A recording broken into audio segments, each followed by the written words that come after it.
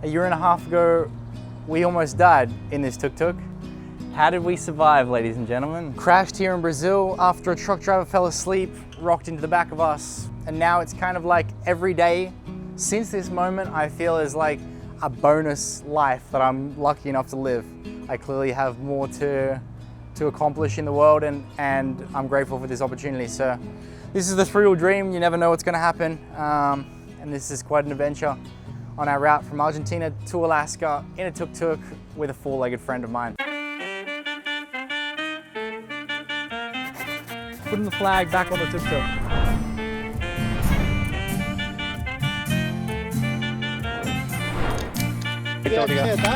Sim, obrigado.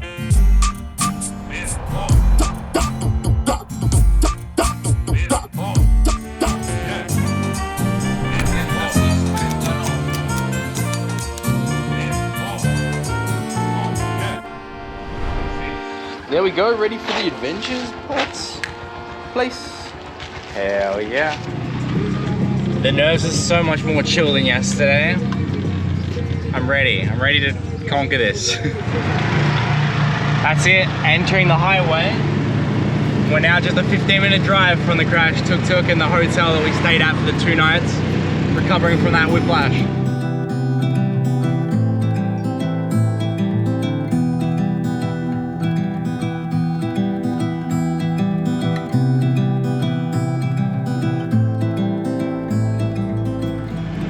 I can't believe I'm back here.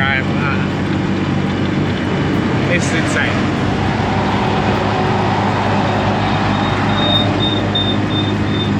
It just took that sleeping trucker to really end a journey. Not end it, but we lost about a year and a half of progress from all of what happened, right?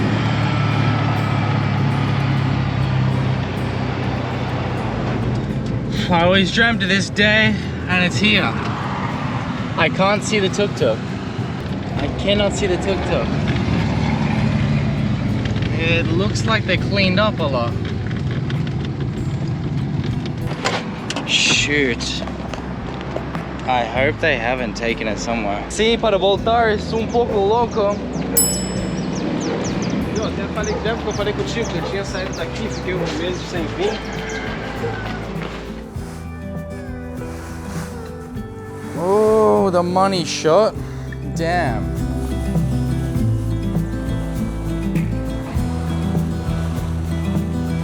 Ele parece diferente daquele lá, cara. É 100% mesmo. It's crazy. Bruh.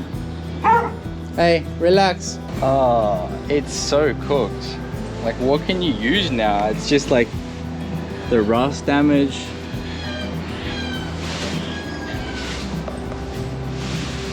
Damn, man.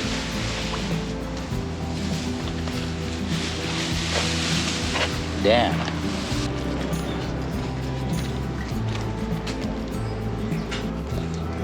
That's a relic. Vou ali que eu vou tomar banho. Vou tomar banho, trocar de roupa, depois eu volto aí. Qualquer coisa é só falar aí, tá bom? Tá bom. Oh my gosh. So the parking manager definitely wasn't expecting to see me today. I wasn't expecting to see him, right? He said that he got fired from the job 6 months ago, but he was still willing to take the tuk-tuk and keep it after I kind of take the photos, take the videos, and then take the kind of tires and leave it with him, right? He's just gone off to shower, so I have like probably like 10 minutes to swap out the carburetor. I don't want him to find out that I'm doing that.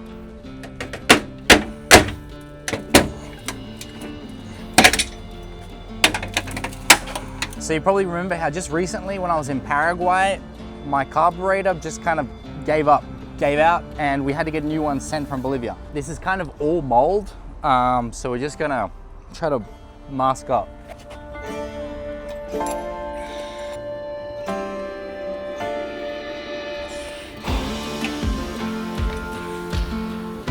Jeez.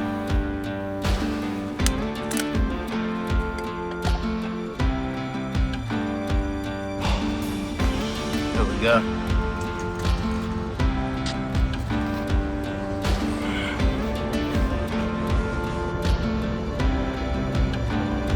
Close that up.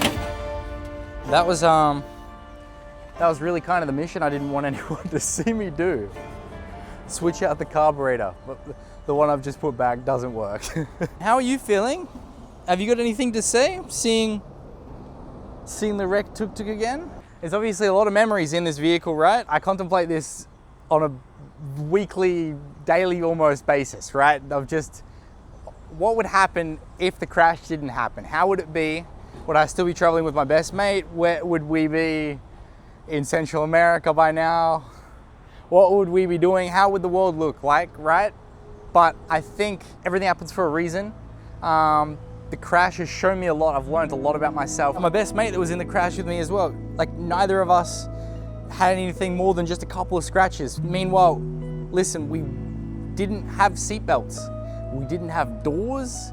We didn't have airbags, right? We've gotten flipped on a freaking highway after crashing into a barricade, and I was driving on the right side, trying to manage the brake and obviously the right side accelerator. Looking out the left side mirror was when I saw the truck approaching, and it made impact at basically the same time. I saw it through this mirror. Big yellow truck still like goes through my mind regularly, just like that spinning image. And then I knew what was happening. I knew that like we'd been hit, we were flipping, and I was like in it knowing exactly what happened. Maybe my best mate was a bit confused.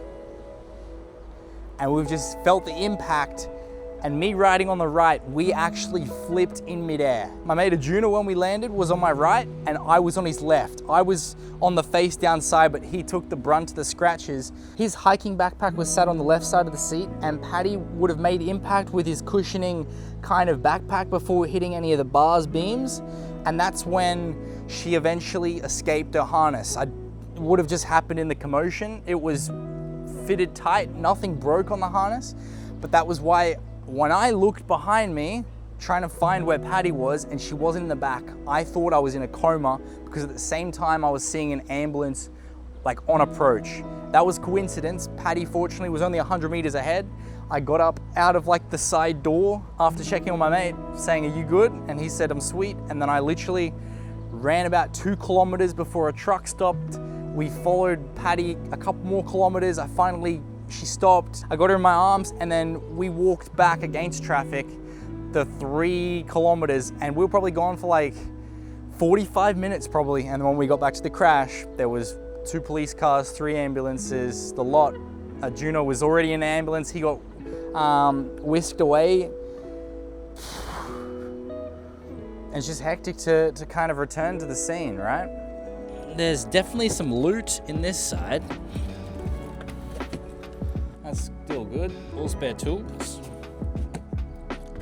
My makeshift fishing rod. Holy damn, Ryan. These little Paddy's booties. Paddy's little shoes. They're still good. A lot's not still good though. But this kept everything pretty watertight. Water safe, I guess. I'm not gonna use them anymore. Paddy's even little socks. They are no good. These are just rubber tubes for the insides of the tires. They're handy. This is a cool little keepsake.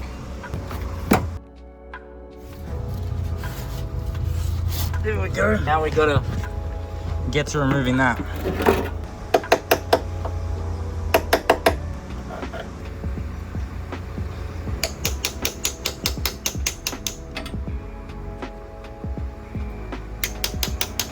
Well, that motor number's completely gone. Sweet. Look at this. There's even like a fish tank. There's stuff swimming in my Tuk Tuk. Right, the money shot is me trying to put the Tuk Tuk, my new one, in beside the old crash one, take a photo. That's basically it.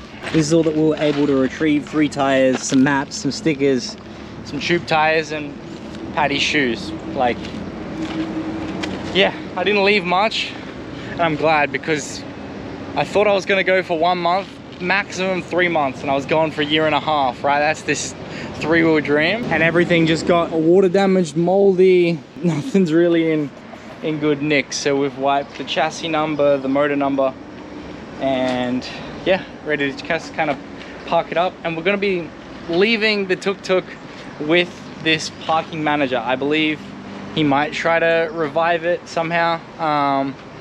It doesn't make much sense considering like maybe the motor's not good. The battery's actually being cut, so we can't even test it. I'm not gonna leave him with the keys. I'm gonna tell him I don't have the keys for the tuk-tuk. I just prefer it never to go back to the road, but the deal that we made was that he'd keep the tuk-tuk, maybe sell it for scrap metal, and that I wouldn't have to pay for any of the tuk-tuk, right? For the year and a half of it staying in the parking garage. We discussed $2 a day. So after a year and a half, we're looking at nearly like $650, right? Took a lot for us to get here, but now we just got to put it behind us. Stuff happens in life, and we just got to keep moving forward. Good job, Pats. I'm so proud of you. I'm proud of us. Eu vou poner isso e sair. Tu vai ficar no hotel? Não. Tu vai embora? Aquele negócio da motinha ali. Sim, isso para você agora. Ela já tá sem registro, né? Como? Ela não consta mais nada? Não. Botando ele pra andar, só vai andar aqui dentro, pô. Botando ele pra andar. Verdade, você faz... O problema é seu, né? Faz o que quiser. Você não sai do Brasil. A chave dele, tá com a chave dele? É que durante o acidente não encontrei. E não tem dois.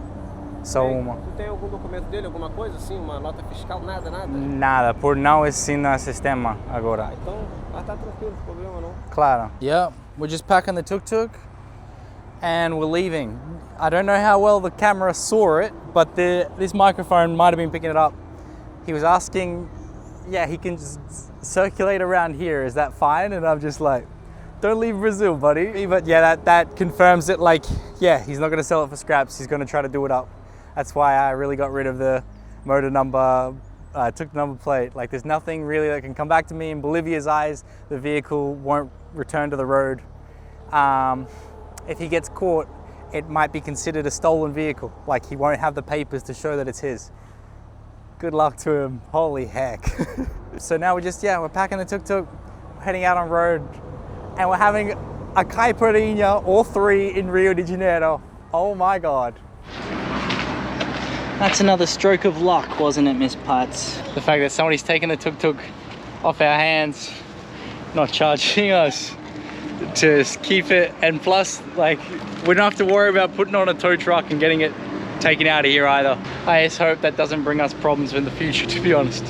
And we got to figure out some way to make this a little bit better, but for now, it'll do. We've got like 100 kilometers to go to get to Rio de Janeiro.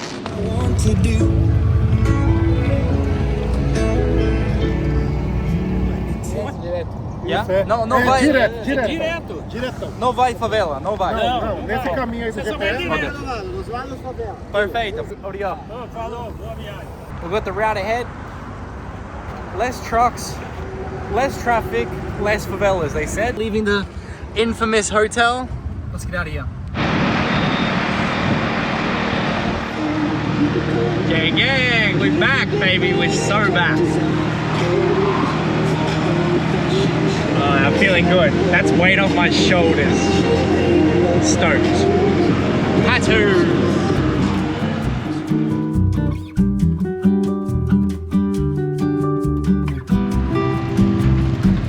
This main highway, it's kind of standstill traffic, and we're not complaining. A very dangerous highway, as we know. So I'm happy to sit in traffic and slow crawl basically all the way into Rio if that's what it takes. Safe as houses, right? Surely. You can see like my mood, ladies and gentlemen. My well-being, the stress is lifted off my shoulders. Only having one tuk-tuk down to my name, you know? It's a PRF stop. I have so much respect for them. They helped me out in the crash. By the way, I've driven from Foz do Iguaçu all the way to Rio de Janeiro. I have not had my documents checked once. There's so much surveillance. I believe that just like police checkpoints They're far less common in Brazil. There's just a lot more cameras. Aqui você voltando já vai pegar a estrada. Yeah, I almost got myself in the favela. And these lads at the service station said, no, turn around, go back to the highway, it's dangerous where you are. Yeah, we took a wrong turn, and then the GPS like corrected itself and said, if you'd like, you can drive back streets all the way to the beach. And I'm like, I better stop off and check. Aha, we're back. We made it back.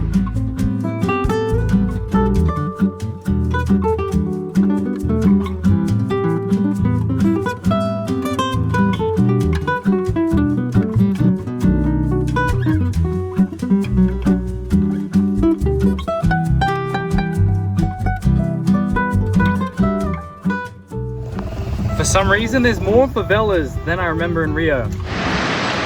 This is Brazil. It's Brazil, senor. Look at that. Olha aí, ó. Carnaval, samba. Carnaval, senor. That's the grandstand. Todos faz. Sim, é Aqui. de lá pra cá. Todo o carro passa. We're standing in the middle of where they're going to march the Carnival. These are all the grandstands.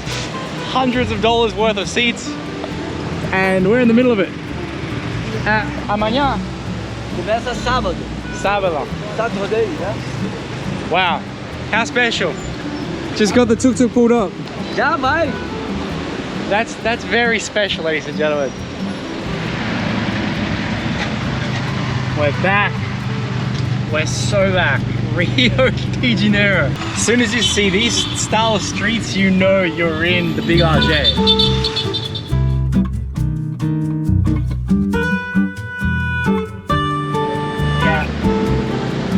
I'm so tired. I'm so done with today, man. It's good, but I'm so keen to chill on the beach. Hoje gravar. Es especial.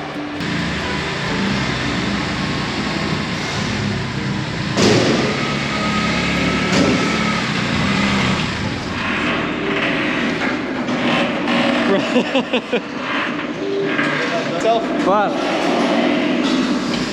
Damn, it took all of us to get to this freaking car spot. 3 p.m. I didn't think it was going to be a 3 p.m. kind of day, but it was.